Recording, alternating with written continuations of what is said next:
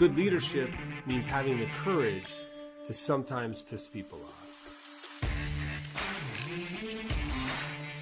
The following is an interview with Trevor Luchuk, one of the most inspirational people I've ever had the opportunity to interview. His story of survival, perseverance, and struggle is one that will captivate your attention from the start of this to the end. I guarantee you have not heard a story of one man overcoming more struggle and resulting in greater success than what you will hear here. This man's visceral account of going through the government system as a ward of the state, as somebody who was wrongfully convicted and served 8 years of hard time in some of the most crazy prison stories you've ever heard. Guaranteed you will learn 10 times more than you ever thought possible existed in a prison environment, and you will be inspired by how he turned this environment into a powerful vehicle of self-change. You will get tingles, perhaps some where you will shed a tear, but none will inspire you more than hearing him leaving that prison and finding out what he did. Because now he runs a very successful multi-million-dollar coaching program. He inspires people to get healthy, to become psychologically stronger, and has the goal of one day running camps that help children who are disadvantaged get the mentorship he wished he could have had when he was young. Thank you for tuning in, and I'm sure you're going to enjoy this podcast. Right on, you were telling me about your grandfather. Mm-hmm. Great-grandfather. Yeah, so during World War II, he was a banker, and the Nazis were trying to get him to essentially switch sides. And obviously he wasn't interested in that in any way, shape, or form, so that's when they made the move over here to Canada. From Ukraine? From the Ukraine, yeah. It'd be interesting to be able to ask him, when you say the Nazis tried to make him switch sides, it'd be interesting how that conversation went down. He's no longer alive, so I won't even be able to have those conversations. I have all the old pictures, though, from when they first came over. They're all in black and white. That's cool. Yeah, my entire lineage of family that they have from back then was 3 generations lined up. It'd be awesome if we can go back and ask our great-grandfather or great-grandmother questions about what they struggled through to get us here, and then compare it to what other people call struggle. Absolutely. Even just the struggle from the fact that we're alive here today for over thousands of years is a struggle in itself, let alone what our generations of our close family have had to deal with over the past 1, 2, 3 generations. Well, certainly I feel honored to have Trevor Luchuk on the podcast. He's a very well-known coach, entrepreneur, and success story who is gracing the podcast with his attendance, so he can share some personal accounts of how he got here, how he got to be a coach that people rely on to improve their life. And people know that I enjoy having discussions about the realities of life and the struggles that form us into humans our kids can be proud of. So thank you for taking the time to come down. Thank you for having me. And let's just dive into it. Like you have this story that I think is inspirational, but you want to. I could sense being sensitive to not trying to over leverage it. Mm-hmm. You know what I mean? In this cheesy way a lot of people do on the internet, but people want to know. So first of all, why don't you just tell us what you're doing today to change people's lives? Yeah, really. So I'm just helping people take control of their life by starting with their health and putting their fitness first, and really just developing the self-confidence and the habits that are required to live a sustainable and fulfilling life. And that really starts with building the mental fortitude, getting in the gym, and building those habits every single day, so that you're holding yourself accountable and you're actually doing something that's positive and not just sitting there watching Netflix and scrolling through the internet. Who are your most rewarding clients to work with? Are they the high-performing CEOs you coach, or are they the kind of the wandering, aimless males who don't know where they're going? I would say that the wandering males that don't really know where they're going. I feel like the high performers, they already kind of know what path they're on, and I find there's just some small tweaks for them to adjust and for them to add some positivity to their life. But the people that are the men that are wandering and don't have a path, I can relate more to them because I've lived more like that in my life than I have as a high performer. That's interesting. That you're kind of you've made that transition, but when we look at our lives, it's like I've spent more than half of my life doing this versus that. Why don't you tell us a little? Well, I'm interested in knowing how you got here, and I know it starts off with kind of a troubled childhood, or not the same childhood as the private school individuals Definitely. that we encounter and sometimes present. But why don't you give us a little background on your childhood? Yeah, for sure. So I grew up in an abusive home in Oshawa. So I had a stepfather. My father wasn't really around, and my mom. For the U.S. listeners, Oshawa is would be a part of Detroit. That's kind of the automotive sector. A very blue collar, hardworking families, but rough part of a big city. Yeah. So definitely, rough environments. A lot of addicts, a lot of violence, and a lot of that type of crap. Growing up without my father, I had a stepfather that was abusive. He was the father to my little sister and my little brother. He was a biker. So that was the kind of the world that he lived in, and all he knew was violence. So that's kind of how he led, and as a male in the household. We lived very, very, very poor, living in food banks. Most of the time I was in for anybody who doesn't know what the YWCA is, it's the Young Women's Christian Association. So it's where I don't think they have them anymore. YMCA's, they're kind of hostels now. Yeah. Some of them are hostels, but they're also shelters. But it was originally a community club to help people who didn't have a lot. Yeah, so we would go back and forth from living with my stepdad to, there would never be abuse in the home towards me or towards my mother. And then, we would go back and forth to those places. And then I ended up, it was 1996, I believe, was the first time that I was put into foster care. How old were you then? I would have been 8 years old. So 8 years old, put into foster care. Wow. Yeah. So I remember, I never went to school. So I moved around so much. I was never able to actually get into schools because there were such big waiting lists. So I would literally just roam the city all day. And the only rule that I had, so we're talking an 8-year-old roaming the city in a dangerous city. My only rule was that I had to be back when the sun came down. And one day I came home, and the back door in the alley where I usually would go through was locked, and then the backup would usually be the window right beside it, and that was also locked. So I ended up having to sleep in the alley that night. And then one of our neighbors, inside of this alley, it's like a C-shaped apartment. It was all like emergency fire exits and stuff like that, so people would come out and they would smoke on there.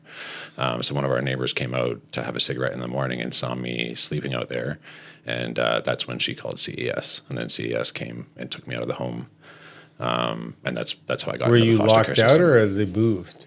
I was locked out. I was banging on the doors, Like they didn't smashing on want the to let window. you in, your mom and the boyfriend? I don't know. They were doing drugs at the time, Yeah. so for all I know, they were in the house, on the nod or. And an something. 8-year-old slept outside in the alley. Fucking crazy. And then you got kind of put into the system. Yeah, it was supposed to be temporary.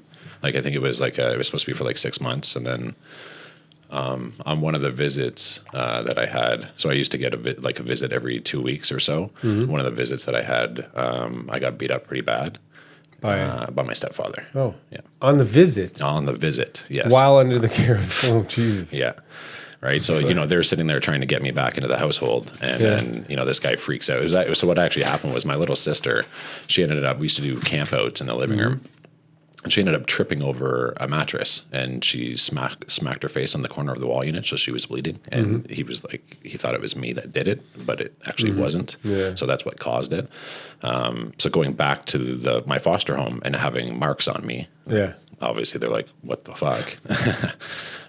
So at that point I asked my social worker, I said, listen, you have brought up, Crown Ward, and being a Crown Ward, I think that's probably the best move for me at this point in time. And that's how I ended up staying in the system for as long as I did. It's kind of situations like that leave an imprint on you, but it's probably that's where you seem to have this strong sense of wanting to wrong injustice. And it's those things that happen when you're a kid, and you didn't do anything and somebody doesn't believe you and then they fucking smack you around, you know what I mean? And you're just like, it's just not, it just translates into the world at so many levels that it's just not fucking fair sometimes, right? It's not fair to a young kid who's getting blamed for something they didn't do, just wants to be welcomed back to a family, but it's not fair if you get fired because your boss is horrible, right? Or if your wife cheats on you, you know what I mean? Like that kind of, it sticks with you. Like whenever I talk to people about things that help them grow, but probably at 8, the lesson didn't materialize the way you wanted to because, you know, you stayed in the system and you still struggled. What happened after? I was in like probably over 20 different foster homes. So I bounced around. Actually, the home that I went into originally when it was supposed to be temporary, they actually ended up taking out their license and then keeping me like for long term. So I was there for like 2 years. But obviously, like I'm 10 years old. I'm kind of like rebelling at that point in time towards males. So I wasn't connecting with the male in the household, my foster father. And I remember I grabbed a map and I mapped my way to my dad's house in Montreal. I was going to run away. Your actual My biological dad. father, yeah. Wow. So I was like, I literally I was going to follow the train tracks because that's as a kid when I was in Oshawa, how I would find myself my way around the city would be by following the train tracks because I knew it was a dead set way of going from east to west or north to south. So I was like, okay, that's how I'm going to map my way to Montreal. So I literally packed like a first aid kit. Wow. I wrapped up corn and like a bunch of random food, and I was gonna run away to Montreal. I ended up running away, but I didn't make it obviously, and because of the issues that I was having in the home, they ended up putting me into a group home. And then I kind of got shipped around for quite a few years after that. I think until I was about 14. And then I ended up in a long-term foster care home. Any transition periods there that are memorable to you? Like as you go through that, were you going to high school? No, did not go to school. So I only went to grade 1, grade 2, grade 7, and grade 8. Never your high school. I did go to high school in that foster home. Yeah, so I did 2 years of high school. Yeah, cool. Yeah. All right. Well, certainly you've already got more than a lifetime's experience by the time you're 14 in terms of suffering and just being exposed to different perspectives on the world. Absolutely. Like I imagine, because that's it's interesting. And something new I read, and I hadn't thought about it when I was going to talk to you, but from 0 to 5, your experiences can really build kind of pathways that you can exploit later in life.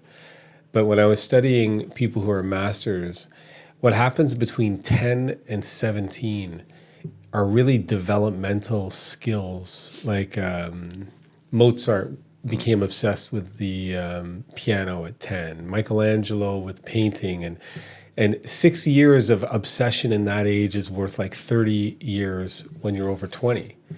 And I was just thinking about it, like you became fixated probably on survival. Yep. You know what I mean? In those years of, 10, 11 to 16, 17, in environment. But it's interesting because although it's suffering, you develop these really deep skill sets in terms of how do I survive in those things that, and because you had good genetics, you had a great, hardware and software system inside it. You didn't have the right home, but because you had good genetics to build it, that's why you're so successful is you built these skill sets in those formative years about how to survive, which means how to read people, how to understand situations, which now translates beautifully into coaching when people are, I hadn't thought of it, but that's probably something that I try to put everything back to Jocko Willnick's video Good, like something bad happens to you, but you can turn it into something good but for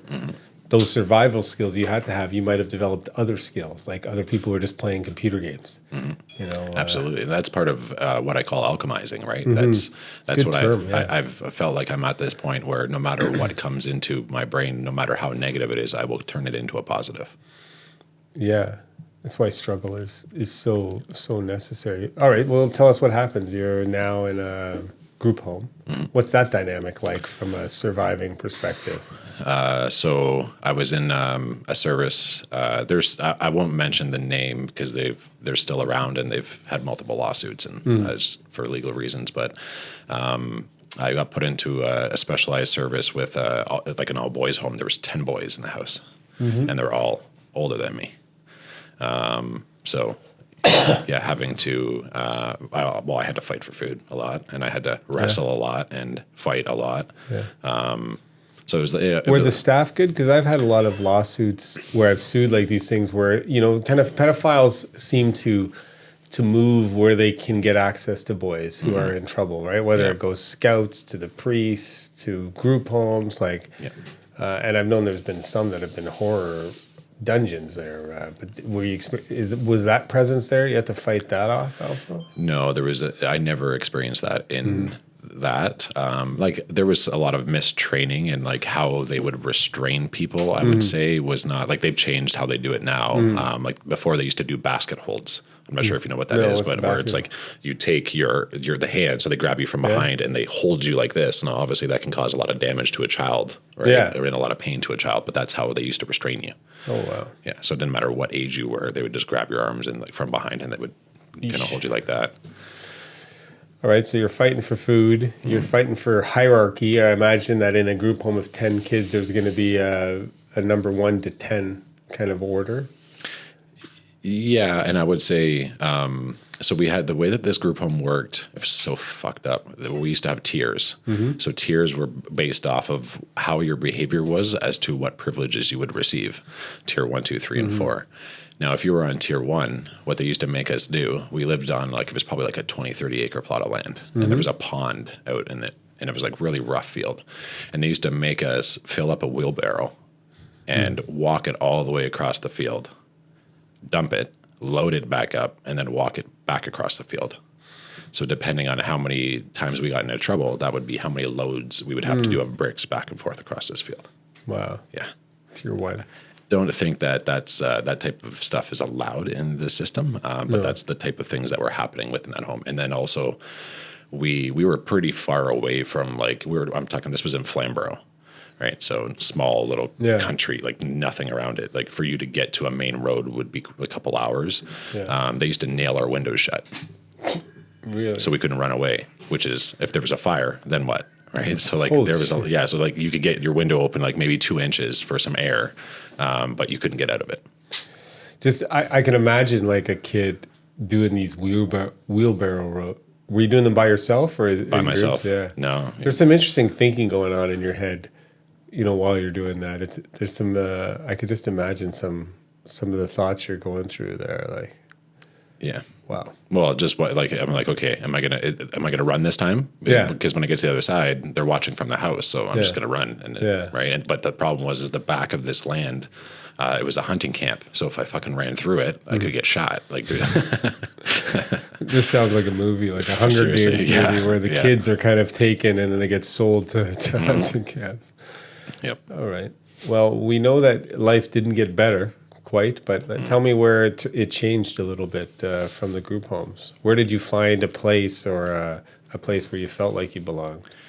Yeah, so from the group home, there was a staff there. His name was Dave, and he actually had decided to get his license and sponsor me and foster me out of the home. So that's how that happened. So I ended up building a pretty close relationship with him. He was actually, I want to say, like the manager of the home at the time. And I was honestly one of the only kids that I didn't have charges. I was allowed to go to public school where everybody else was housed in the school in the basement. So they actually had a school on site. Wow. And a lot of the kids that there were on like multiple medications. And I was like, aside from me being on Ritalin, like when I was really young, I refused all medication. So, I got to go to community school and I got to mingle and kind of see other kids, which was new for me because I never really had that experience in my life because I had only been in like maybe 3 or 4 years of actual school up until then. Did you fit in, or was it probably you weren't getting bullied? But no, I got bullied quite a bit actually. Really? Yeah, I was small then. I was small then, so I was still like living in the shadow of myself. I hadn't come out of my shadow yet. So I was like 5'6", like 150 pounds, just a tiny little kid, until I got to high school. I always see high school, like group homes are terrifying, but even when I look back at high schools when I drive by, I often think of how kind of terrifying they can be, just with how many kids are gathered without adults seeing it, and how horrifying groups of kids can be to each other if you're on the wrong end of them, and adults don't see it. Like it's a weird.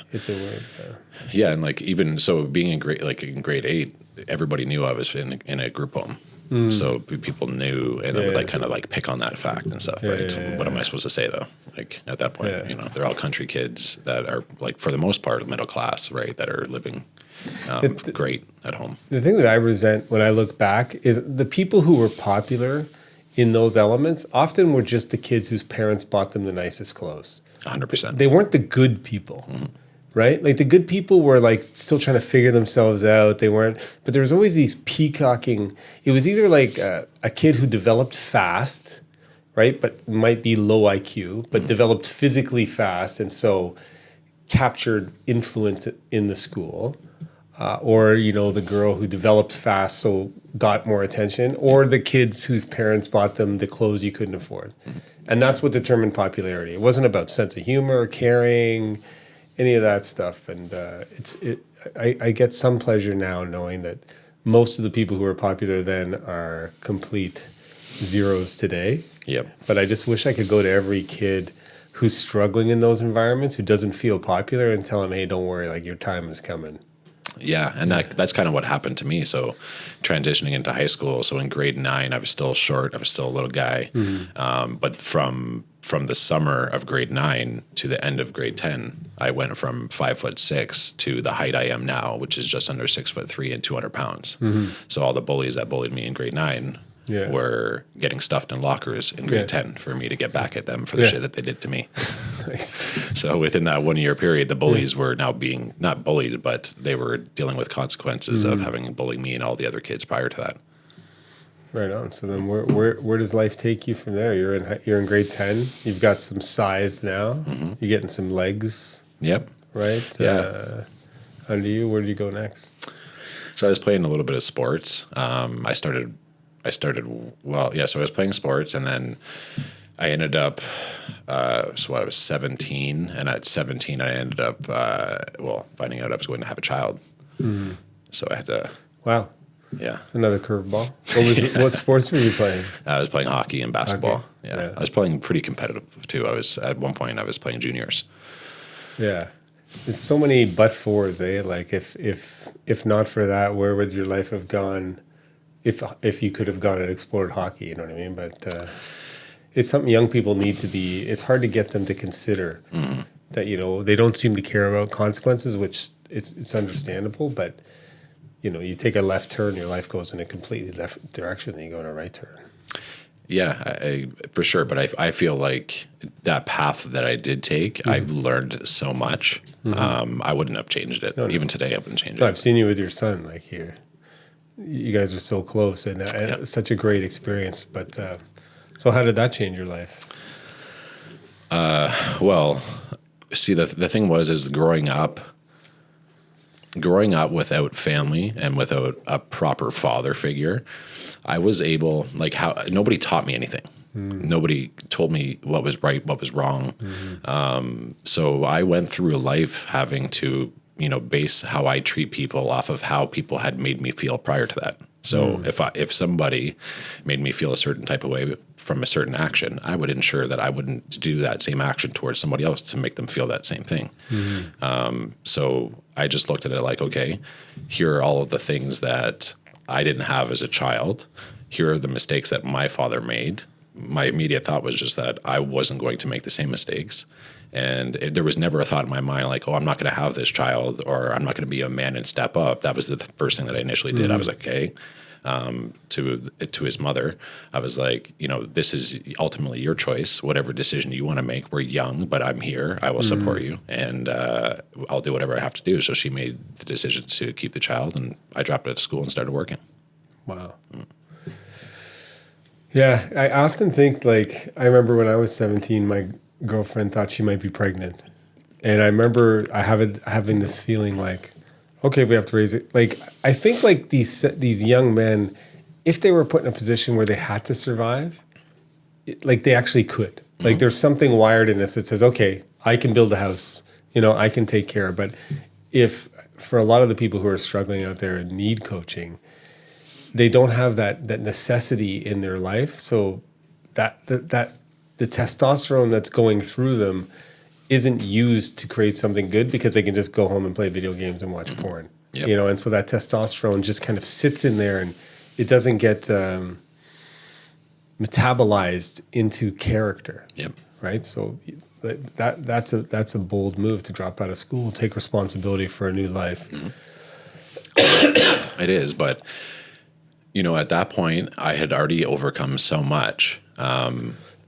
And I had this self-confidence to be like, you know what, I know that I can do this because I've already learned enough about what I shouldn't be doing and just to be able to convert that into like, okay, I just won't do things that will make my child feel this way. Like it's not rocket science, right? I just based it off of my life experience and just led by that. So right now everybody's waiting to hear how life got rosy from that on. Tell us about what happened after that. Yeah. So so what ended up happening, so my son, he was born premature. Mm-hmm. So he was born, his mother had some blood pressure issues that were causing backflow to the placenta. So he was extremely small. And he ended up having to be born at the end of the second trimester. Wow. Right. So he was born in Sick Kids Hospital. Because that's the only level 4 ICU in like all of Ontario, and he was 2 pounds 13 ounces when he was born. Wow! So I turned 18 a month before. Wow! There's got to be some moments where you're looking at a 2 pound, 2.5 pound newborn as an 18-year-old, thinking, "Oh my God." Well, yeah. So when I was in there for the C-section. Yeah. And I told the doctors, I was like, I want to stand up because I want to watch. But, like I just want to see it. I was curious, obviously, right? Yeah. So they have her like in a crucifix position with this like curtain over, and I'm standing up watching this entire thing happen. And I remember when they pulled him out, I was like, "What the fuck is wrong? Like, why is he blue?" Because he wasn't breathing, right? Because he was so underdeveloped that he actually wasn't capable of breathing at that time. Oh, by himself. Yeah. He was like see-through. Literally he was see-through because he hadn't developed like the last things that develop on the child before they were born are the eyes and the skin, right? Yeah, so he didn't even have all of the layers of skin yet. Wow. So you could he was like translucent. So he wasn't breathing, so they had to put him on CPAP. Mm-hmm. I was like, "Where are you taking my kid?" I left with him. I kind of left her, and I was like, I was, following that. So I'm 18 years old. I'm in the hospital. I have bills that I have to pay. So obviously going back and forth, sleeping in the hospital, sleeping on the floor, being in the Ronald McDonald home, trying to find ways to make money. So we ended up having a semi-private room. And this leads into, how I ended up getting in trouble in life. I can't remember his name, but there was this older gentleman, and when I mean older, at the time I'm 18, he's probably like 22, 23, and they just had a child, and their child had their intestines born outside. So that's why they were in the hospital, and we went outside. He was having a cigarette, and he just happened to ask me, he's like, "Hey man, by chance, do you party at all?" And I'm like, "Not really, but what's up?" And he's like, "Do you think you could get ecstasy?" And I'm like, maybe. I don't kind of an odd question. I don't really know you that well. Well, your kids are in the hospital. Kids are in the hospital, right? Well, he's like, "Well, I'm not able to work right now, so I got to try and find a way to make money." So I was like, "Okay, well, I have maybe one person that I could ask." Mm-hmm. And so I went back to town, and I had asked that person, I said, "Listen, this guy came to me and said he wants 1,000 ecstasy pills. Is there any way that we can like make this happen? I kind of need to make money." That's how I started supplying myself with income and cash, was by selling that one person drugs while I was in the hospital to be able to support the Ronald. Like I couldn't even afford the $14 a night at the Ronald McDonald at that point in time. Right. Wow. So, I'm like, I made $1,000. Mm-hmm. I've never made, that's like a month of, I was getting back then we were getting paid $6 and like 50 cents an hour. Where were you working? food basics. Food Basics and roofing. So I was doing roofing when I could, right? But obviously my son was the priority. Yeah. I was making like 15, 16 bucks doing that, but they were Yeah. only giving me like 10, 15 hours a week, right? So I was like, okay, well, I want it now. I can commit myself and spend more time with my child. I don't have to stress about the money. I lived off of the $14 a night Ronald McDonald and $2 street meat downtown Toronto for quite some time. And then I got more involved into the drug game for like another year. So it starts off with like one ecstasy order when you have no cash to even put a roof over your head. And then, being a survivor who's been through everything, now it's hard to walk away from that. Yeah. Yeah. Yeah. Cause like I could work full time and hardly even make that money. Yeah. Right. So now this is a way for me to not have to work as much. I was still working, but I can spend more time with my child because he was in the hospital for like 9 months. Wow. Back and forth multiple times. So then did that take you into a different group of friends and colleagues moving into that? Sure? Yeah, absolutely. Because so anybody that's been in that world, selling 1,000 ecstasies is especially at that point, that's a lot of drugs to sell. Like if people are selling drugs at that time, they're selling like 2 and 3 ecstasies at like parties and things like that. So obviously that drew some attention from some people, some of the higher ups. And they pretty much, there was a group of guys that I got involved with, and they said, here's a phone. All you have to do is answer it and deliver. And this is what you're going to do now. Mm-hmm. So I took that phone and I started selling drugs and started making money. Did you have to collect? I had to collect as well, yes. Yeah. So that's kind of what, at the age of 18, 19, that's what I was most known for was collecting money for certain people, like large amounts of money. Wow, that's a life that most people only ever see on TV. I can't imagine. You'd certainly been built up, from a survivor perspective to come in there, and you have this air of reliability about you, right? That I'm sure that they recognized back then. I guess so, yeah. You just get the job done without talking. Yeah. But generally, that lifestyle doesn't translate into a successful ending. No. Selling drugs, doing drugs. So what ended up happening from there? And we don't have to get too much into all of the details of the court case, but, you ended up running afoul of the law. Yeah, I did, most definitely. Yeah, so that led into obviously me being around higher level people, and I wouldn't say that like we never established ourselves as a criminal organization, but obviously the police look at things a lot differently when there's people that are organized in their mind that are working together. Yeah.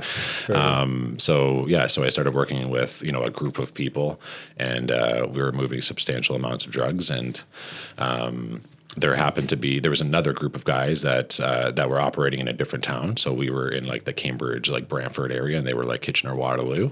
And one of the guys from that crew, who's pretty notorious, name's Mike Rogers. Anybody can Google it if they would like. And he decided to start selling drugs and to underage women and taking advantage of underage women.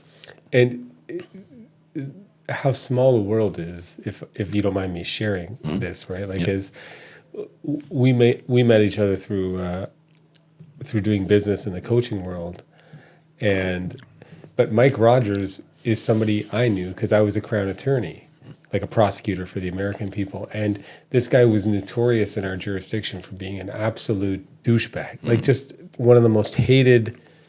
And I had a case with him, and I remember how much I just wanted to fucking put this guy away. Like, he was just, we've seen a lot of bad people in the world, but that guy, when you get in his presence, you just know that he's not just like a bad guy, like he's an evil fuck, like who does bad things to young people. Sadistic. Yeah. And so you ran afoul of this guy, or he ran afoul of you. Mm-hmm. He was selling drugs to minors and abusing young girls. And he was HIV positive. Yeah. At the time. I remember we had a case where he gave people AIDS and they tried to charge him with attempted murder. His wife, ex-wife now, the mother of his child, his daughter, she did a 2-year sentence for stabbing a cab driver in the neck with a needle full of blood because he wouldn't drive her somewhere and she didn't have money to pay. Yeah, the world's crazy. That's the type of people that we're talking about here. So Mike Rogers. So one of the women that he ended up getting addicted onto crack cocaine happened to be one of my friend's little sisters. Mm-hmm.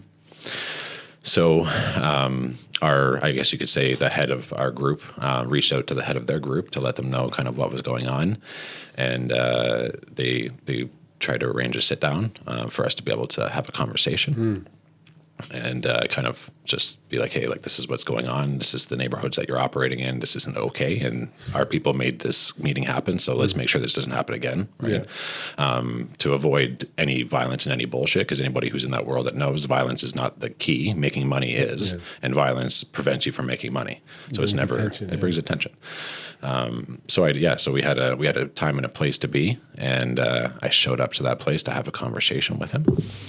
And during that conversation, while he was hopped up on drugs, he started to get a little bit erratic and tried to pull out a firearm. Yes. And you were aware that he had been abusing young females. Mm-hmm. And as a man, and this, I don't think a lot of people understand that you can be a man of honor or a woman of honor in circumstances that aren't ideal because of the environment that you grew up in. Like there's codes, you know, it's never an excuse for criminality, but there are people who honor codes and that can be ordered. But this guy was somebody who operated outside of any code, right? And needed to be, from my perspective, as a prosecutor, I didn't think the criminal justice system was enough for what that guy needed. And that's from my previous military experience, because I saw people like that in war zones. Yeah. And you know what I mean? They would be disappeared, but in our society, this guy was just a survivor, wreaking havoc. Mm-hmm. So he pulled a firearm on you, and I guess you're going to tell us what happened next. Yeah, we got into a little tussle, obviously, right? So to paint the picture for the people that are watching and listening to this, I want you to imagine a rectangle-shaped apartment that's probably about 60 feet in length.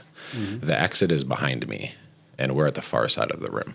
Okay. Mm-hmm. So the only way for me to get out is to a straight shot 60 feet behind me. Mm-hmm. So in the moment, like even if you have a second to think, fight or flight, if you're going to run, what the fuck are you going to do? Mm-hmm. You're going to get, this guy is known for like, he's pulled the trigger on multiple occasions. So I know for a fact he's going to shoot me. It's already in my mind. I already know who I'm going to have a conversation with, right, in my mind. So I had to be prepared to defend myself if anything was to happen. So I did the opposite. I jumped over the table and started fighting him for the weapon. Mm-hmm. And during that altercation, the firearm was discharged 3 times. And he was hit 3 times. Yes. I took the firearm and I left. Yeah. And so, you know, in the end, he got convicted? Yes. Ended up getting convicted of aggravated assault. Which is actually not a bad charge. And, you know, it could have been more or it could have been less. But, you know, you took deal, aggravated, because it could have been attempted murder, right? They originally had me charged with attempted murder. Yeah, which would have been forever, which... Yeah, they had me. So I was charged with attempted murder with a firearm, and I had 55 charges in total. Yeah. So there's a group with some other people too. Right? Yeah, like so there was like kind of picked up your organization. There was 23 of us. Yeah. So they tried to establish a criminal organization. They charged me 55 charges. So like participating in a criminal organization, trying to benefit, yada yada yada. By doing that, the cops can get extra time that they can leverage in a plea deal, right? They define what an organization is, saying participating in a criminal organization. It brings all these new charges, so it encourages a plea. And most people don't know how the system works, but you know. The one side tries to get as many charges and exposure to years as possible, and then that makes it so you'll plead to something rather than risk it all. And that's the game they play, right? Yeah. So an organized crime charge, it's probably still the same, and maybe I have this wrong, but maybe you could correct me. But when you get charged with organized crime, you have to serve the entire sentence. You don't get to do 2/3. There's no concurrent sentences that are in conjunction with that. And then add a weapon in. So they have 12 to 14 years for the attempted murder and 10 years for the organized crime. So that would put me at a 24-year sentence for self-defense. Yeah. Yeah. And if somebody has not been in that situation, you don't understand how unfair the system can be. I can understand, having been on both sides of it, I can understand why it's like that. It's an imperfect system. But when the machine is just trying to process convictions, it is cold and it doesn't have the time or the compassion to understand the personal circumstances of where you were at that time. Because if somebody really knew you at the time and understood the whole backstory, like if I had been the Crown and I understood all of your story, I'd be like, a couple years probation, but it's like you're trying to take out one of the worst persons within 200 miles on the planet, and had been through a lot. But it's hard. The whole system just works on its own. The defense lawyers, the crowns, the judges, they're all just moving product. Yep. Nobody cares about humans. No, they don't. And it's like the circumstances of the case were like mind blowing. So it was like there was nobody that could identify that I was there, right? Yeah. So it's circumstantial. He is not willing to testify. He's not making a statement, and they're still trying to convict me. Yeah. Yeah.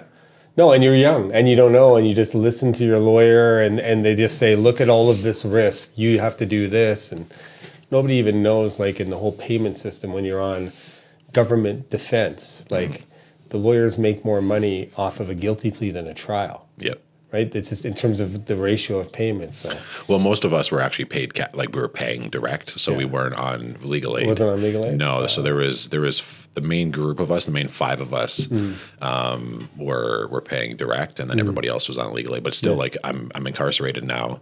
They've seized the majority of our assets. I have no cash flow. I was able to liquidate a property, so that was actually the first property that I ever bought. That's that conspiracy thing too. It really restricts bail. Yeah. You know what I mean? Like as opposed to, but so yeah. Fucking that's crazy, man. So then you did your time, Yeah. you know?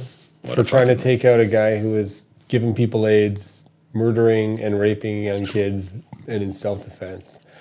But let's still channel Jocko Willnick. There's good that's going to come out of this. Absolutely. So tell us what happened. Where'd you go? So I did about almost before we even got to our prelim, I had already served 2 years in pretrial custody. So that's, 22-hour lockdown for 2 years straight in Maplehurst was where I was. Horrible place to be. And then when I got sentenced, I ended up, so my total sentence was 8 years, 4 months minus my dead time. So I had to serve, I think it was like 5 years and 9 months was my federal sentence. So I ended up going to Millhaven when it was still like reception. It's like the penitentiary stuff. Everything's changed down there now. But it was, so Millhaven's where I went, where you spend about 4 to 6 months to get classified. And anybody who's ever been there or who hasn't, like it's about, the cell's maybe 5 feet wide, 8 feet long, and that has 2 bunks, a toilet, a TV unit, and a desk in there. So the space is so tight that you have to walk sideways. You can't even walk square with the space, and you're locked in that with another man for 6 months. Yeah. Do you think, for my interest's sake, like I always thought how dangerous it would be just to be locked in with another person. Like to me, if it's jail, would you rather be in your own cell with a TV and a desk by yourself, or would you rather have somebody in the cell? Like in terms of, I'd rather be by myself. Yes. Like I'm in an instance, I'm incarcerated because somebody tried to kill me. Yeah. So I now have to sleep with somebody that I don't know who might try to kill me because like the people that because of my offense, the people that I'm around are the most violent people in this country. The majority of them are killers. Yeah. And you have to establish a hierarchy in the cell too, right? Like whoever's on the bottom bunk is who runs the cell. Whoever's on the top bunk is the guy who just listens. So on first day, how does that work for you? I'm sleeping on the bottom. Yeah? So no, I'm sleeping on the bottom. Yeah. Okay, we're going to scrap now. So that's how it goes. It's just you scrap and you either decide in that small cell. In that cell. Wow. And there's no guards on the range. There's nobody there there's a panic button inside the cell. So like you can run to the panic button and hit it. Yeah. But what ends up happening when you're incarcerated, if you hit that button, is people look at you as a snitch because now you're calling for the police. Yeah. So if you do that in reception, you now have to go. You have to be looked at as a snitch your entire sentence because you called the guards. Fuck. So like that's not a great fucking way to start your sentence. So you get a fight. You get a fight, and you could die because nobody's coming to get you. Yeah. You're locked in the cell with another man and they do a walk every 55 minutes. Are there charges of assault that happen in prison often? Like, cause like if you did half of that, if you did any of that stuff in the normal world, there'd be charges. But you know, no, they don't lay charges, right? Not unless somebody says, "Hey, this person attacked me." But then you're a snitch. Then you're a snitch, though. Yeah. So no, 99% of the time, people will fight each other, stab each other, and the guards don't know, and the nurses don't know, and nobody knows, and you're patching yourself up and continuing on with your time. Mm-hmm.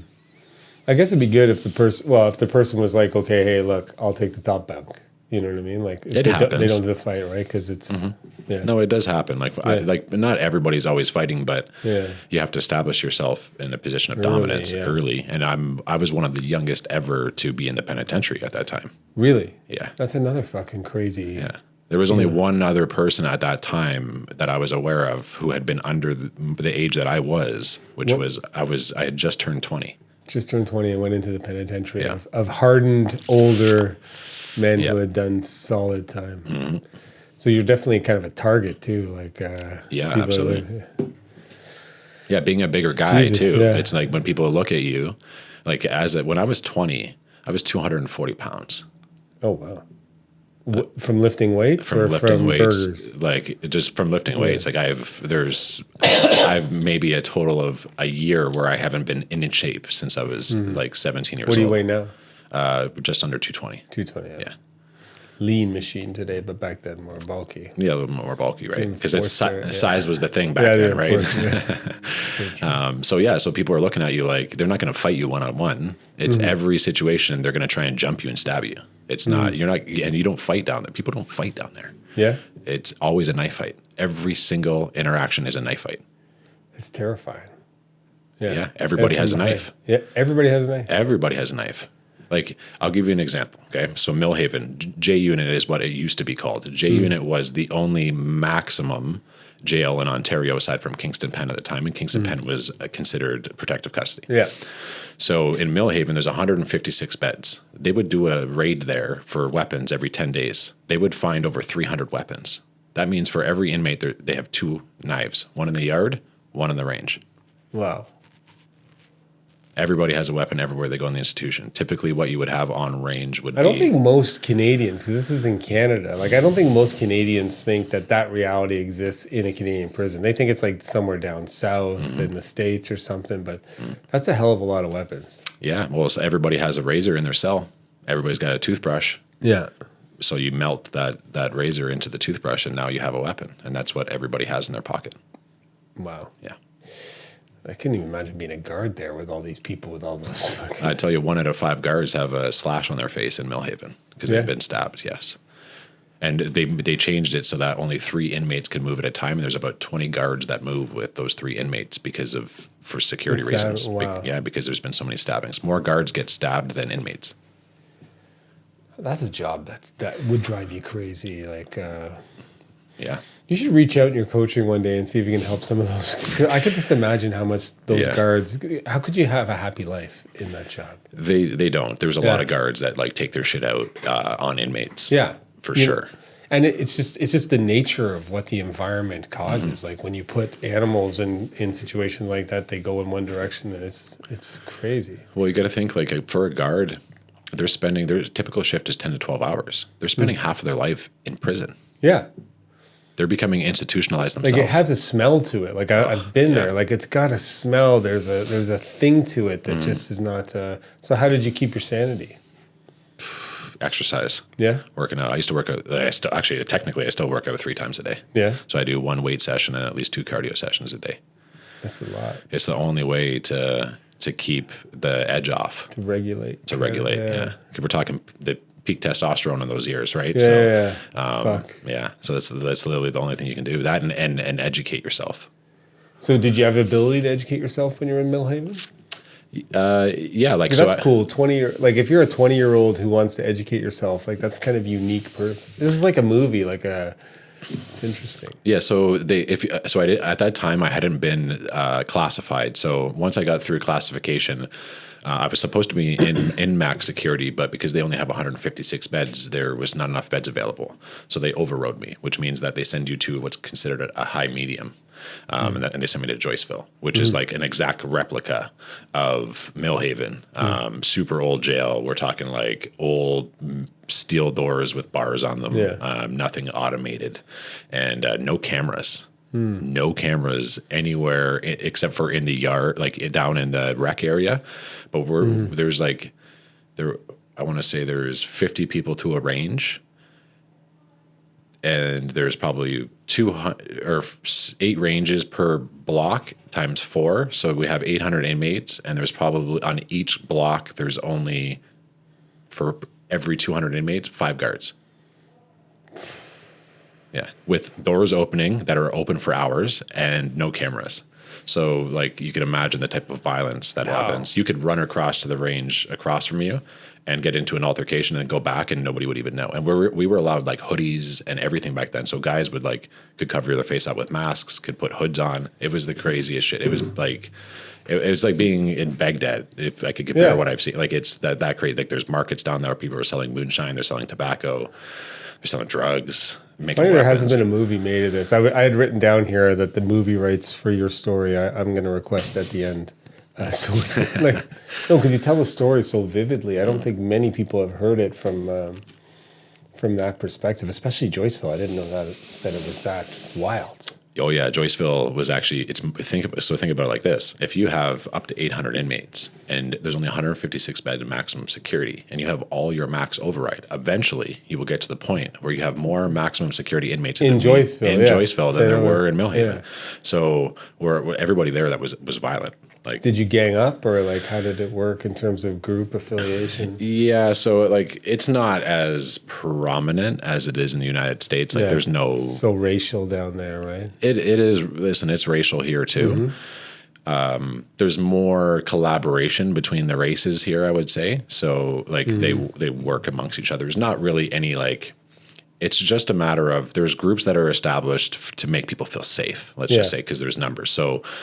There's a BIFA group, which is the Black Inmates Friends and Associates. So that would be obviously African Americans, Jamaicans, so on and so forth. Then there was a Muslim group. There was a Asian group, a Native group, and a Caucasian group. So the Canadian Caucasian group is what it was called. You actually gave yourself the name, Canadian Caucasian group, so CCG? CCG, yeah. So they were allowed to function. They were acknowledged by the institution, and we were allowed to like orchestrate member fees and like sell items to make money for the group. But in theory, they're so Canadian. They're masked, organized gangs within the institution, and we're allowed to make money through that. Wow. Yeah. So there was a period of time where I was actually selected as the what we would call the sergeant of arms of the group. Oh. And then that's kind of like a biker position. Exactly. Yeah. So what they would consider the enforcer of the group. And then the leader of the group, there was an incident that happened, and then there was a group vote, and I ended up becoming the leader of the Canadian Caucasian group in Joyceville. Oh, really? So I ran that group for a year and a half while I was there. Did you increase quarterly profits year after year, provide shareholder value? Yeah, we were definitely making money. We're making more money than any of the other groups that were there. Also, it's this is what kind of links your story. You've got this survivor phase, you've got this take responsibility phase, do what you have to do to take over, defend yourself. Like, meanwhile, you're probably thinking, my child is out there. I want to be there for him.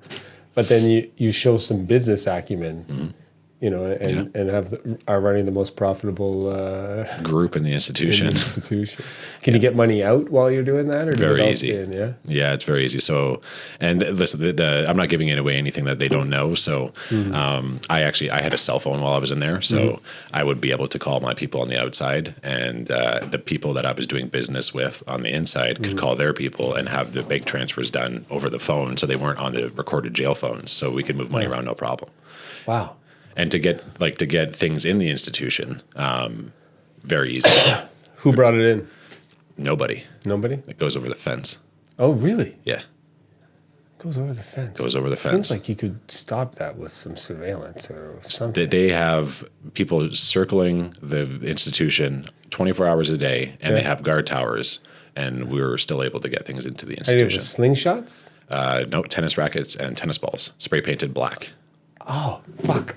I've never heard this before, and I've heard some things, so this is interesting. So you put the stuff in the tennis ball? Mm-hmm. Yeah, so there was a strategic place where we could have people come up the river and come up the side of the river where there was a bank that the car that was driving around the institution could not see. And that person would sit there and smash the tennis balls over the fence into a specific part of the yard that did not have lighting.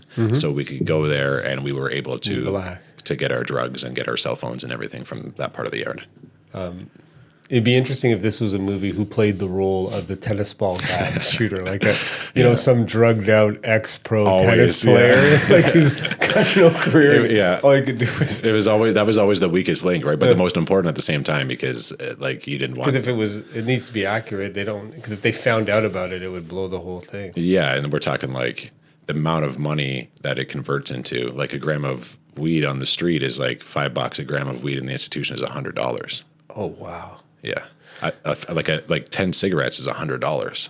That costs somebody on the street like a couple bucks. Yeah. Or pennies, if that. Interesting. Yeah, very interesting. So were you building up a savings account while you were in there at least? Or a kind of retirement fund or something, I guess? Yeah, because I was working the entire time that I was in there. So after I got my... The answer is no for tax purposes. So I was working always. Yeah. And I was sending something like that money. But to put it into context for the people that are listening, I made $69 working full-time every 2 weeks. That's what they pay you in the institution. And that's before they take the taxes and the inmate welfare and your cable dues and everything else. So you end up getting about $38 for 80 hours of work. See, that's something I don't think people know either, because that's kind of a crime. Like, you should allow inmates to make some money, because Corcan makes a fortune. Do you know what Corcan? Tell people about Corcan, because I don't think a lot of people know what Corcan is. The office furniture that a lot of people sit on called Corcan. What is Corcan? Yeah, so Corcan is a facility. It's a full distribution and production facility that's run by a private group that's provided jobs for inmates, but they pay you $200 a month. And I would make, let's just say in a day on the assembly line, I would make lockers. And I would make about 20 lockers a day. Their profit was $380 a locker. So if I'm making 20 of those a day, they're paying me $5 a day. Yeah. And I have to pay taxes on that money. Yeah, and no, it just doesn't, like, that, in terms of the justice, like when we talk about the world, like, you got a young father, moving ecstasy to try to pay to get his kid through the hospital. But then you have these executives in suits using slave labor to make millions of dollars. And then the guys working on it can't even be saving. They should be able to work there, but have their money go into their child's education fund. Yep. Or to support their wife at home or something. Like, it just seems... That's not even the nature. This podcast isn't about talking about the unfairness of the system, but it's certainly your ability to recognize these things, I think, are what formed you as you got out and turned into such an impactful person, because you could see how the system doesn't work for everybody fairly, right? Yeah. Oh yeah, for sure. Well, I don't think it works in general at all, because when you get into the federal institutions, Corrections Canada's directives stop at the office of the warden's door. So the warden dictates what actually happens on site. So, I think most people think that it's controlled by the Canadian government. They don't know the power of the warden. Yeah, the government does not control any federal institution in this country. Really? How is that the case? That's odd to me. Corrections Canada sets the policies and the SOPs and the standards, and they have to be, like, human rights have to be protected, but the warden is the one that makes the rules up. Wow. And are they insured? Like, if they get sued, who's paying that? Is it the government that's paying it? Because there's been some lawsuits for inmate kind of abuse and deaths. Like, I wonder if the federal government pays the check on that, or if it's... You mean the taxpayers? Yeah. Yeah, for sure. Sorry, the taxpayers. Good. The federal government. Yeah, I would say that the taxpayers are probably the ones that are paying for that. Interesting. Yeah. All right. So you start running the organization in the prison. It's running well. There's some stability there. You know, you're trying to promote stability, but what happens that then takes you on another turn? Yeah. So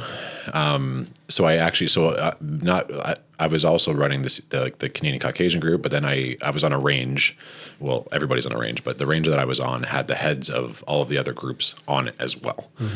And then for each range, you have a range representative. So anytime there are rules, policies, or procedures within the institution that are violated, or the inmates feel like they're not being protected in some way, shape, or form, the range representative would represent them to the institution and would fight for them in conjunction with the inmate committee, which is usually established by a group of lifers. Okay, so I see where this is going. So you're a young gun, successful, competent, organizing things. You become the range representative. And then I bet you that you then start suggesting very smart things that could improve, and then the institution doesn't like you telling them what they're doing wrong. Yes. Exactly. Is that what happened? That's exactly that. And so those small-minded people who are part of the institution don't care about making things better. You just, because you're trying to make things better, end up getting on the wrong side of some small-minded pricks. Exactly that. So what ended up happening, and I don't want to talk negatively about people that live in the country, but they're different, right? And these guys that are working there are from the country. They've grown up on farms. Like, they are not used to seeing multiculturalism. So they're not fond of people that are not Caucasian.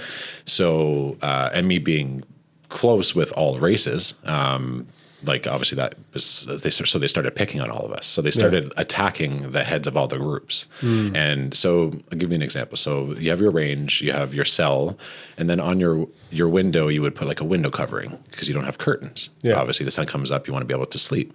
So this guard started coming on the range, and they're not allowed to come on the range without another guard at the door. That's their policy. This guy would come on the range without his vest on. So they wear stab-proof vests, no vest on, door wide open, and thought he was God and would bully, harass, and assault inmates. So he would come in like 5 a.m., 6 a.m., crack all the doors, tear window coverings down. If people were playing music, he would turn down their music. There were times where he tried to make me a target, and he would come on the range, and he would turn down the Jamaicans' music and the Africans' music and come into my cell and turn up whatever I was listening to, if it was Metallica while I was working out, and starting to try and make me a target.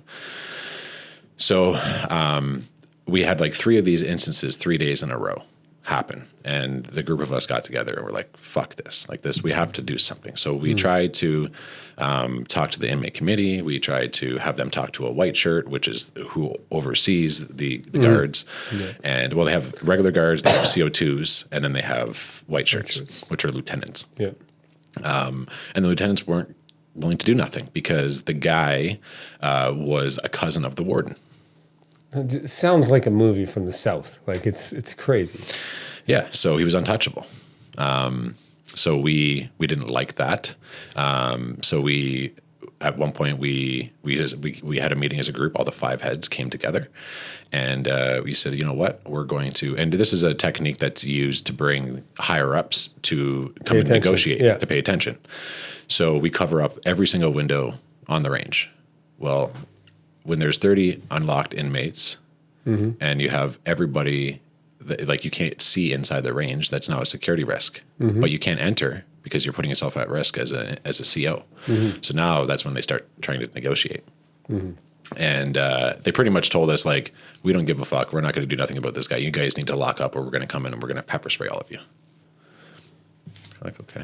All right. So that act is kind of like a walkout, like kind of like a version of a strike. That's all you could do, really, is kind of say, hey, look, we're trying to level it up without violence, because my first thought is that guy, would be taken out. So you actually did the right thing, as opposed to, I'm sure there were suggestions that this guy needs to be dealt with. Like, if I wasn't involved in that process, he probably wouldn't be alive. Yes.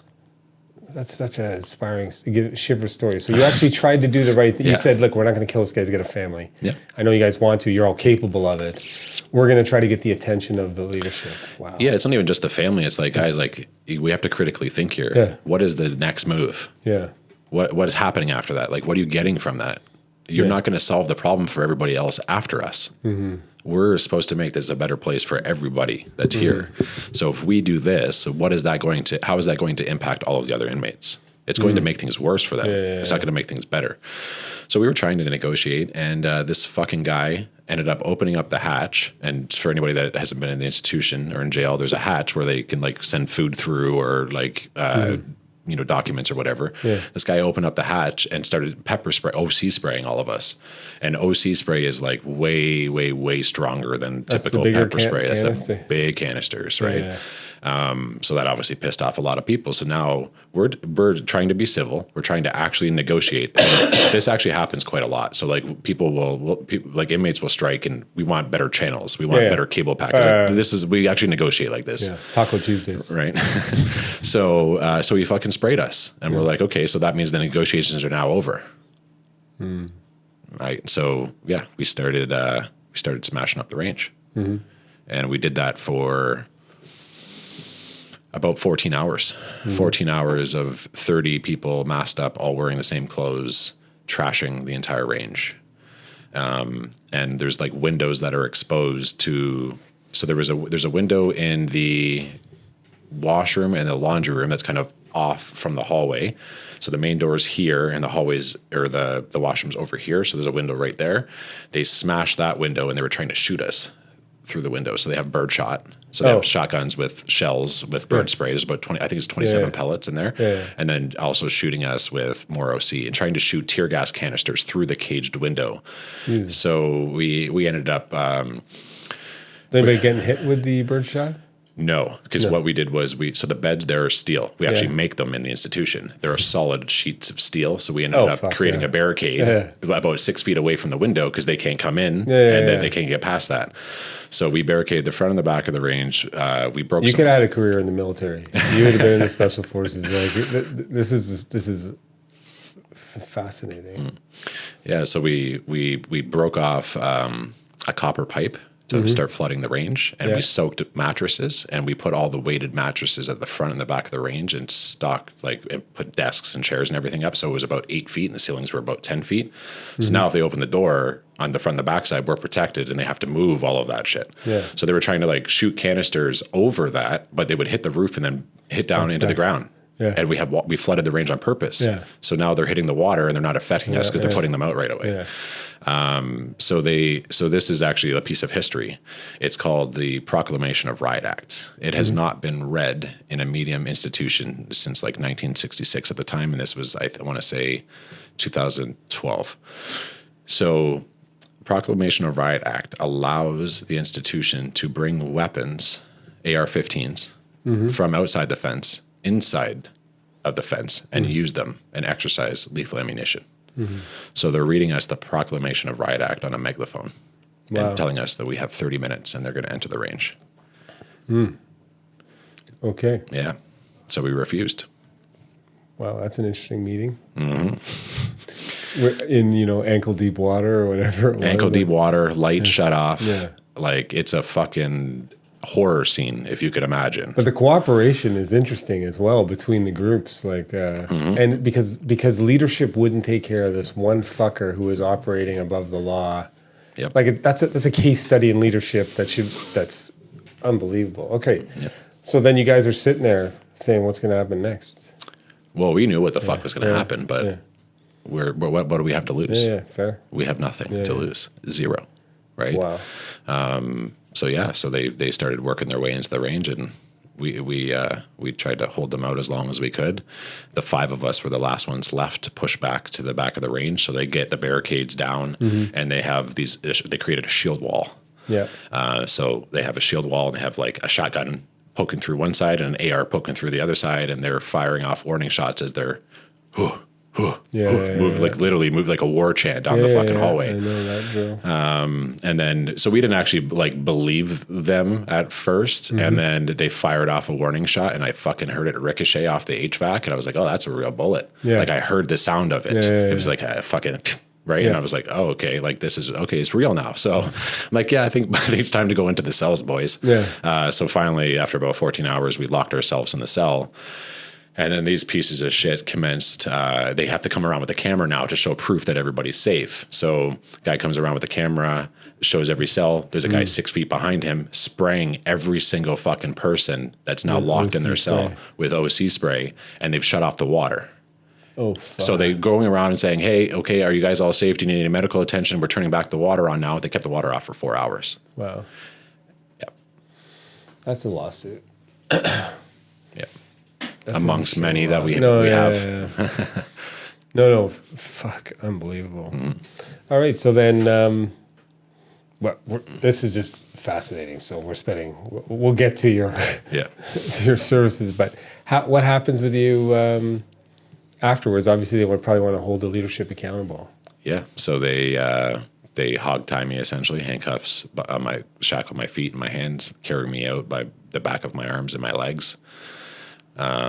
And threw me into a shower essentially to get all the OC and everything off of me, and then put me in a cell in solitary confinement, which ended up lasting for almost 6 months straight. 6 months straight solitary confinement. So 6 months of solitary confinement would be considered torture under the Geneva Conventions. I'm trained in the laws of international conflict. Yep. How do they get away with that? Like, that is considered torture. They do that all the time. Yeah? Yeah, that fucking happens all the time. Really? Yeah. They use, so administrative segregation is used as a disciplinary tool 9 times out of 10, all the time. Like they throw you in segregation for anything. Absolutely anything. The smallest infraction.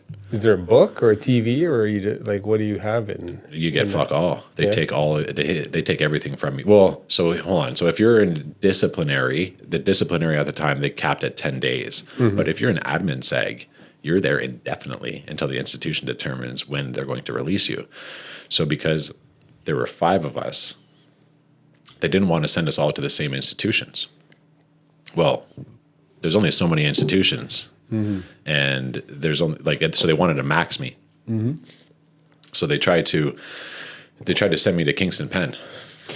So for anybody who doesn't know what that is, Kingston Pen is where they put all of the sex offenders, the rapists, and all the really fucked up people. Not that the murderers aren't fucked up, but these guys are really fucked up.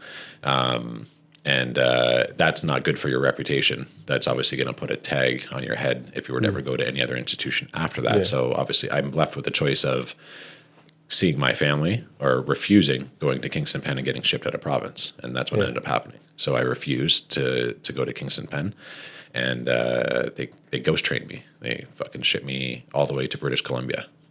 On what? You say ghost train, but I say the ghost train is when they put you on an endless jail transfer so that you can never get comfortable. So they try and bounce you around as much as possible. I thought it was a train. No, but they just kind of move you from in. Yeah. So what ended up happening actually, they took us to Trenton. So when they transferred me, they fly us, right? They take us to Trenton, craziest fucking thing. So I just remember getting to the airbase and seeing 60 soldiers in a square. And I'm like, what the fuck is happening right now? There's an airplane there. And the bus drove into the middle of the soldiers. And then that's how we were unloaded. So we were escorted by a group of soldiers onto a plane. What year was that? 2013. Wow. It's crazy. Yeah. And so where do you get on the plane? Is it a military plane, or what plane is flying? No, it was called Air Inuit. An Air Inuit with duct tape on the wings. That's and on this plane, so we stopped in every province. I ended up finishing in British Columbia, about a 16-hour flight. You're handcuffed and you're shackled on this plane. And because of maximum security, you have to be segregated from everybody else. And then everybody on the plane knows that you're maximum because you're segregated from everybody else. So they're all scared to be around you, because a lot of the people that were on there were actually just transfers to other places, mediums and shit. Yeah. And when you're on this plane, if you want to use the washroom, you have to shit or piss with the door open in front of the entire plane. It's the most humiliating thing. On top of being strip searched hundreds of times, but you literally have to use the washroom with the washroom open. And they keep your handcuffs on you. So how can't wipe your ass. Right? It's brutal. I don't think they have a Toyo toilet from Japan that gives you a little bidet action. No, maybe get a little splashback from the suction. And that's about it.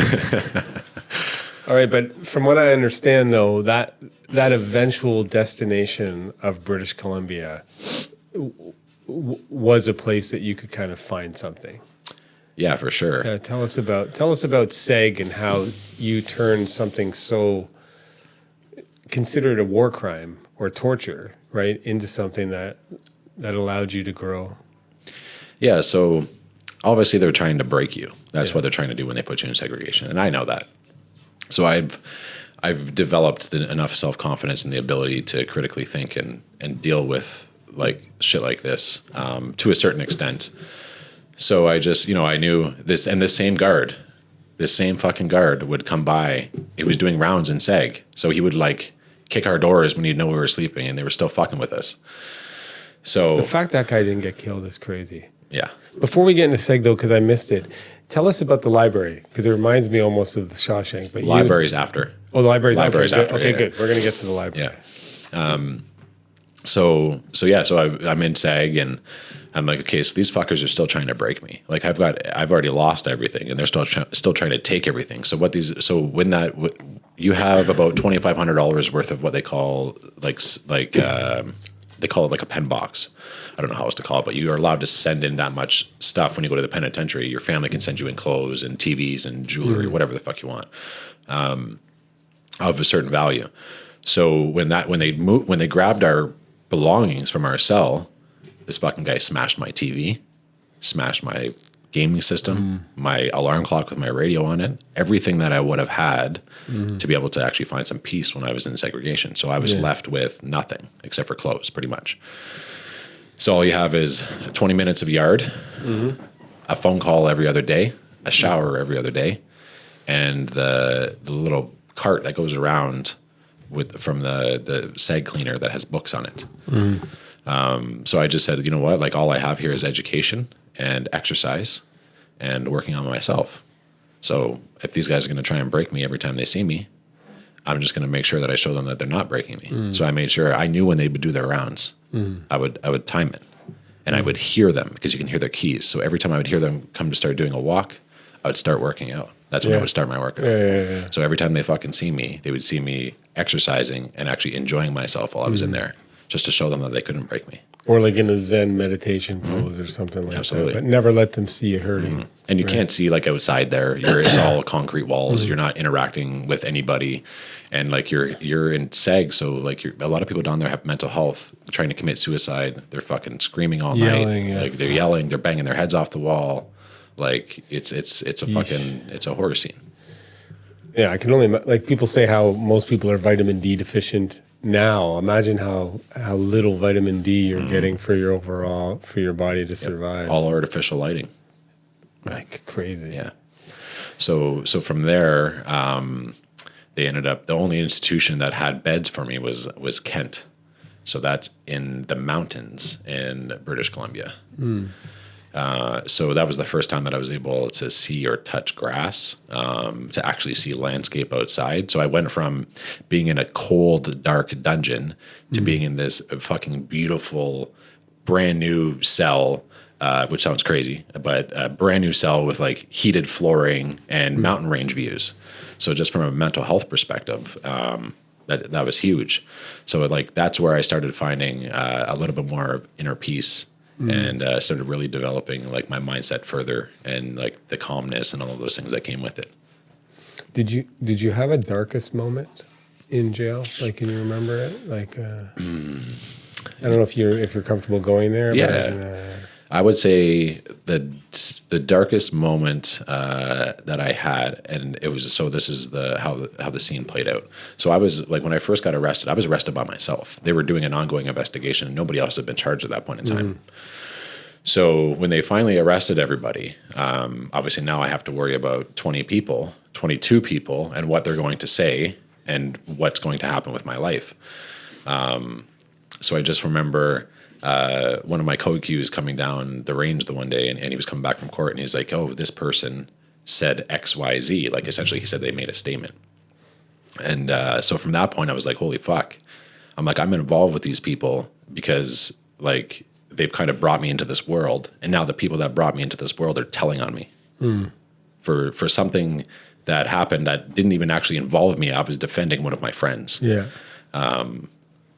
Yeah. So for me at that point in time, I was like, fuck it. Like if these guys are going to snitch on me, I'm fucked. I'm getting 20 years. Yeah. So let's just establish myself in the institution as a bad motherfucker. And I just did what I had to do. So anybody challenged me, looked at me any type of way, I became a very aggressive young male at that point in time. Just knowing, just kind of being abandoned, like, you know, that lack of group at that point. Yeah, exactly. Crazy. So you go to beautiful British Columbia, still a maximum security, you're in SEG, but at least it's a place where there's fresh air. Yeah, and they didn't keep me in seg, so they essentially the warden and everybody analyzed why I was even in segregation to begin with. And when this incident happened within the institution, nobody was ever charged because there's no cameras. They can't prove who did what, how it went down. So they literally held me in seg for no reason, Without any process. Without any process, not even other than the fact that you were the leader who suggested that we improve the policy. Exactly. So I was targeted because of that. So when they looked at it, they were like, "You don't deserve to be in segregation," and they let me out. They put me on a range. Oh wow!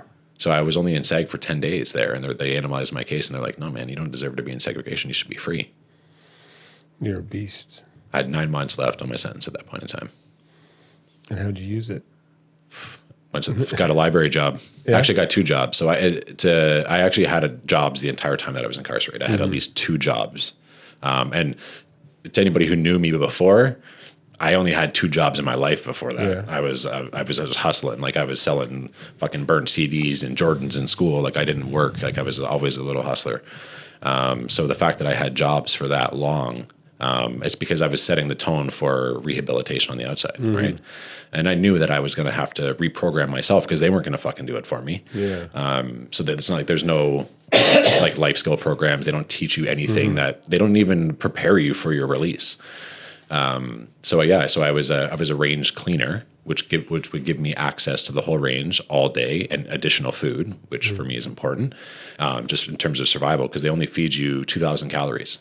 So 2,000 calories, mainly carbohydrates, and that doesn't matter what size, what age you are. Yeah. And we know, like, depending on how old you are, what type of activities you're doing, what your height is, your weight is, you're going to consume different calories, but they feed everybody the same amount in there. Wow.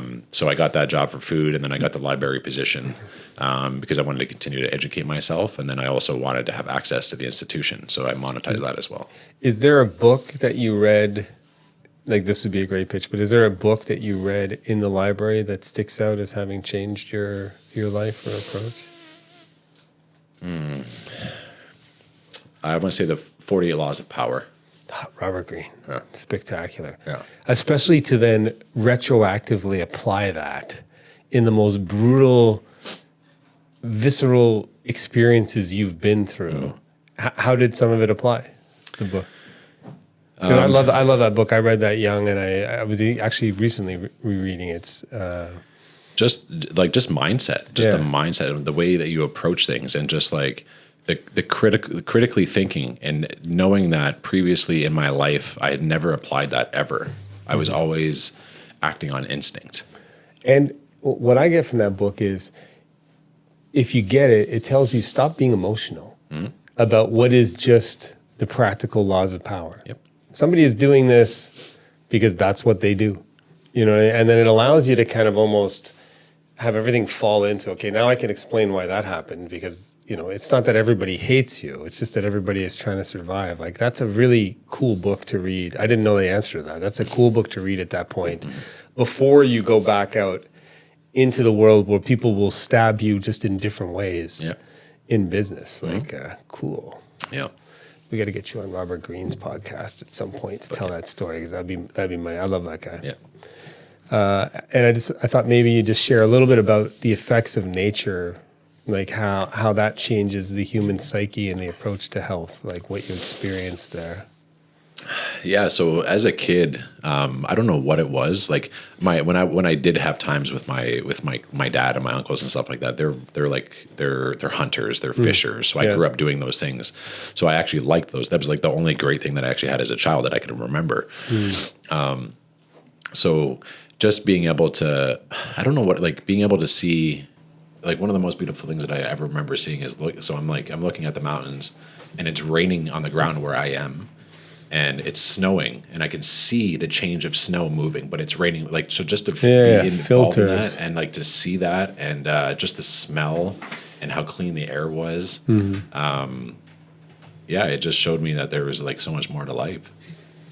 And so did you at some point, did you make a promise or a contract with yourself at some point during this time, or were you just always committed to make, like, when did you know you were going to get out and turn everything around? That switch happened there. Yeah. Because prior to that, I thought I was going to be a fucking write-off, to be honest with you. I was just like, just the way that I didn't have any empathy.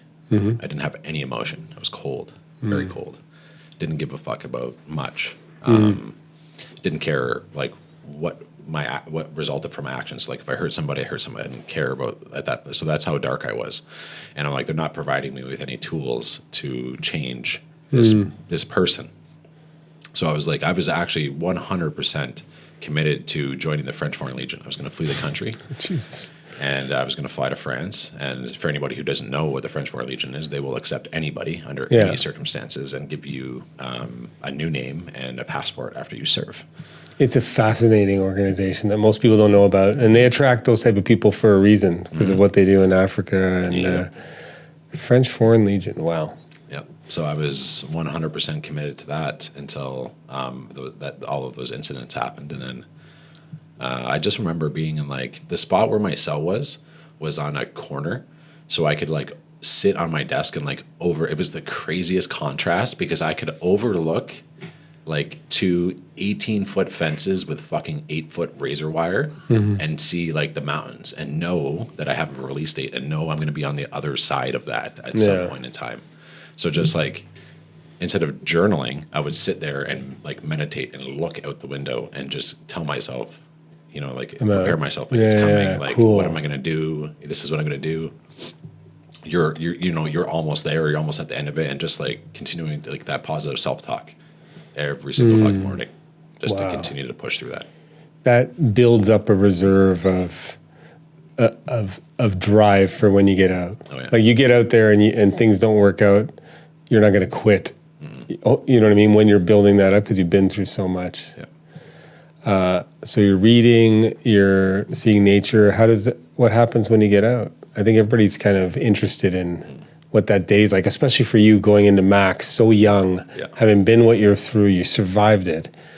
You know, it's almost kind of like a war vet coming home after being in the Battle of the Bulge. It's like, what do you do? Like, well, yeah, because you're in such a state of survival, right, for so long.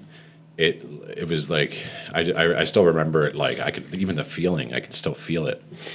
First off, before I left the institution, I didn't actually think I was going to get released. Yeah. So if sometimes they do this thing that's called gating people, and obviously the life that I lived, I have committed some crimes, and I had a reason to believe that they were going to come and charge me, and they were waiting until my sentence. To my stat release to come and charge me with another charge. And the reason why they do that is they don't want you to you can serve concurrent time. Yes. So if they charge you while you're serving it, the time is concurrent. But if they really want to fuck you over, they won't charge you until your time is up so that they can add more time on and mind fuck you. Yes. Yeah.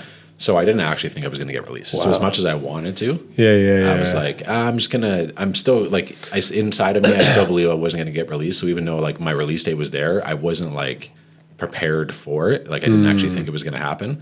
And then I remember the morning of, I was up at like 4 a.m. doing push-ups. And I remember the guards doing their walk and they're like, holy fuck, he's excited to get out. And I was like, oh fuck. So maybe I'm getting out. That was like the only sign that I had. And then they show up to my cell and they crack my hatch and they say, okay, walk backwards and put your hands out. And I'm like, what the fuck? I'm like, why are you guys handcuffing me like I'm a max inmate when I'm supposed to be getting released? Yeah. So I actually thought at that point, I'm like, okay, were you arrested? Yeah, they're going to arrest me. So they walk me down there, and then they're like, oh, the warden in the white shirt want to come and have a conversation with you. I'm like, oh, these motherfuckers. Here we go. Yeesh. So I'm prepared to get rearrested and get shipped. And they were just like, thank you for not causing any problems. And I'm like, what? Yeah. They're like, yeah, good luck out there, kid. How old are you? 25. 25. Yeah. So went in I just turned 19, went Yeah. in and got out at 25.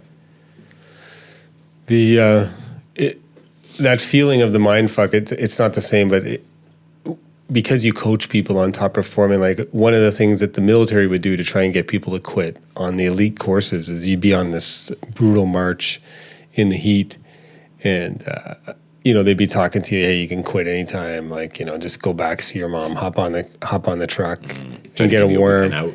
Right? They're like, just go back there. You'll have a hot shower, a warm meal, you'll be fine. Just quit. And then some people would quit, and then you've got this crew at the end, and now you've done your 20 miles or whatever, and you only got a few miles left. They don't let you keep track of the distance because they don't want you to be able to know where you are. Yep. And so they're like lying to you about the time, kind of the same type of mind games, but trying to build. But I'll always remember where the most people quit, because I did the course and then we taught the course. And they deliberately bring the truck that picks you up, like the transport truck, and it drives by you and covers in dust. And then it goes a kilometer up the road and it stops and it pulls out tables. And you can see them putting water and food on there. And then the second that truck comes up, everybody who looks exhausted just stands taller because they're like, I can fucking make it there. Yeah. And as soon as we go there, people start taking off their packs, and then the instructor's like, what are you doing? They're like, this is not for you. This is for somebody behind you. Right? Yeah. And then they let people take off their heavy packs so that weight was taken off. And then they deliberately forced you to have to put the pack back on. And psychologically, we would lose 1/3 of the group. And it was only another 2 kilometers, 2 miles, 1.5 miles. They didn't know that, though. They didn't know that. But people just were broken by that. And it was the act of putting the pack back on. The shoulders had released because they were cramping. And I could just imagine how that scenario you were talking about could break somebody. And so you knew that. So you were getting yourself ready in case it happened. But, well, that's one of the most intense stories I've ever heard, actually. And so sharing that, I think, is really powerful, and I think will change the lives of people just in hearing how you survived that. But can you tell us about how that translated into success in the business world and becoming like a coach now who's highly sought after? Yeah, so like obviously there was a lot that happened between then and now. Yeah. But it was just I just knew that I was going to have to dedicate myself to something. So I just fucking worked my ass off doing shit that was completely unrelated to where I am now.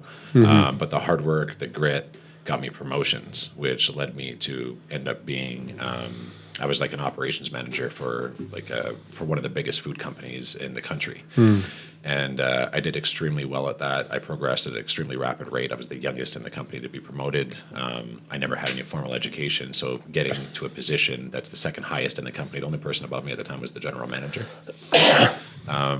And then I got bored. I was like, hey, well, we just opened up a new 100,000 square foot facility. We're doing, $100 million a year. The GM's 40. Yeah. Where's the growth for me after this? Like, I've hit my ceiling already. No shares. No, nothing. No. Yeah. Right. So I was like, I think it's time for me to move on to something else. What's next? And then they decided to put me, it created me as a salesman so that I had more freedom of schedule. Threw me a laptop and didn't train me. They were like, go get him, kid. I'm like, okay. So you crushed that. Yeah, my first year in sales, I went from $0 to 2.7 million, and was top 5 President's Club nationally. Wow. First year in business, highest margin in the company. It was pretty cool. Where are you living there? I was in Toronto. Yeah. Yes. I know you became a father again, like a present father again. Yes. Some challenges there as well. Mm-hmm. And the reason why I think we're sharing this with people is that everybody is struggling. It's not to minimize their struggle, but it's just to say, like, look, there is light on the other side. If you surround yourself with the right people and get the right mindset right. Mm-hmm. Or strip everybody from around you and educate yourself until you're in a position to attract the right people. Yeah, it's so hard to do that for most people, eh? It is. Like, you were kind of forced to do it, but... I wouldn't even say I was forced to do it. Because if you look at my life, I grew up alone. Yeah. Right? So I had to believe in myself. I didn't have somebody to look no up to. No leaning on, no... I didn't have time to dream. I didn't know what the fuck dreaming was, or like looking or becoming anything. I didn't know any of that. So it actually was like relatively easy for me to do it because I had no secure attachment styles with with anybody. But I imagine coming out and having to struggle to kind of spend time with your son is not easy either. No, well, like his mom at the time, so his mother told him that I killed an elderly lady and shot her in the face, and that's what he was. So not only that, she also told him that I wasn't his father. Oh my God! So this kid, literally, grew up thinking that I killed a woman. Oh I'm my this God! Psychopath, and I'm not his dad. The damage done to the kid by that maniac. But the thing was that I knew. Yeah. So like my mom did like not as drastic, but she did a lot of fucked up shit to my dad. Yeah. I recognized at a certain point that my mom was doing things to paint a picture of my father that were not true, and I resented her for that. But she ended up passing away when I was 11, so we don't have there's no relationship there now. But I knew there was going to be a time in his life where he was going to find those things out, and he was going to resent her for that, and that time happened. That time came. Yeah, because he saw you were, he saw you as the man you had become. That's amazing. So how did you end up becoming a coach then? You were like killing it in sales. Like you wouldn't have to do anything else. You could have retired doing that stuff.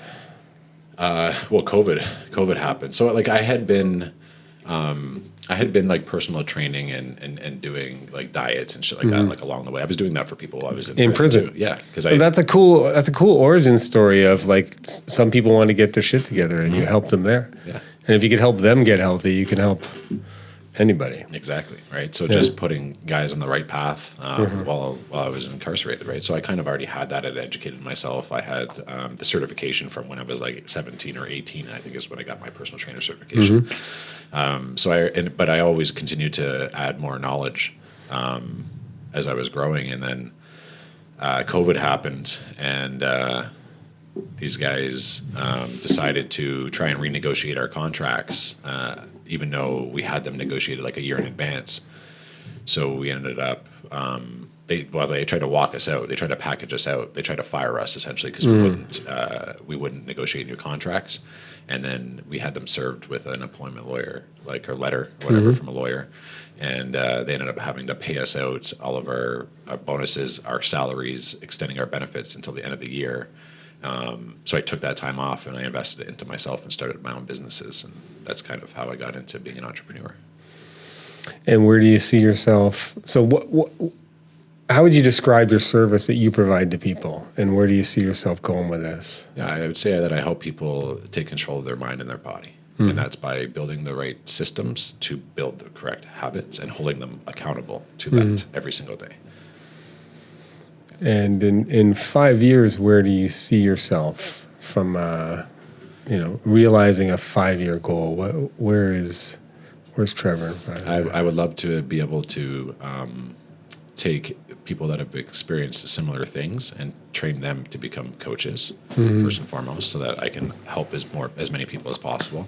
And then I want to, because I'm already working with at-risk youth, I want to, create some type of camp and give back to the kids. We kind of talked off camera. That's been a dream of mine. Like if we could at some point put together the resources to build a camp that truly helps, especially young men from our experience in the military, you know what I mean? Get some positive role models and learn accountability. Like that, to me, that's just, my heart kind of aches in that there's so many good humans out there that could just have their life change if they could just be exposed to your story or somebody else's story. And instead they're just being shipped to institutions where people don't really care. Yeah, exactly. And it's going on all over the place. There's tons of people that could benefit from it. There's millions of people in this world that could benefit from it. Yeah, your story has actually inspired me to kind of switch my the goals that I have written down. To move away, obviously there's monetary, there's other things, but one of my goals is to help facilitate this camp that you see, whether through business connections, but I think, within 2 years we should be able to I want to have something that does something along the lines for people. And that, to me, that would be a great success. From a coaching perspective, how do people find you, or is there, if somebody is listening to your story is so inspired and says, okay, like, how do I learn from this guy? Where do they go to learn from you? Like, I know you're writing a book, or what's your plans? Yeah, so there's, I think within the next 12 months, there's definitely going to be a book launch. So that will be available for people. But if they do want to find me, they can find me on Instagram. That's where I am every single day, telling my story. So it's Spell your last name. Trevor _ Luchuk. And if you you can just sit there and watch, right? You don't have to engage with me right away, but if you do want to engage, just DM me. I'm ready, and that will prompt a conversation, and I'll know that you want to work with me, and we can have a conversation, and I can kind of point you in the right direction, and we can go from there. I can tell you, having interviewed many people, there are very few in this world that are as impressive as you are in terms of what you've done with your life, how you've turned it around and learned from adversity, and what you provide to people. So I'm certainly feel blessed and honored that you went so deep and shared so much. And I know that this in itself will change people's lives. Thank you so much. Thank you. Brother, you're awesome. That's fucking amazing.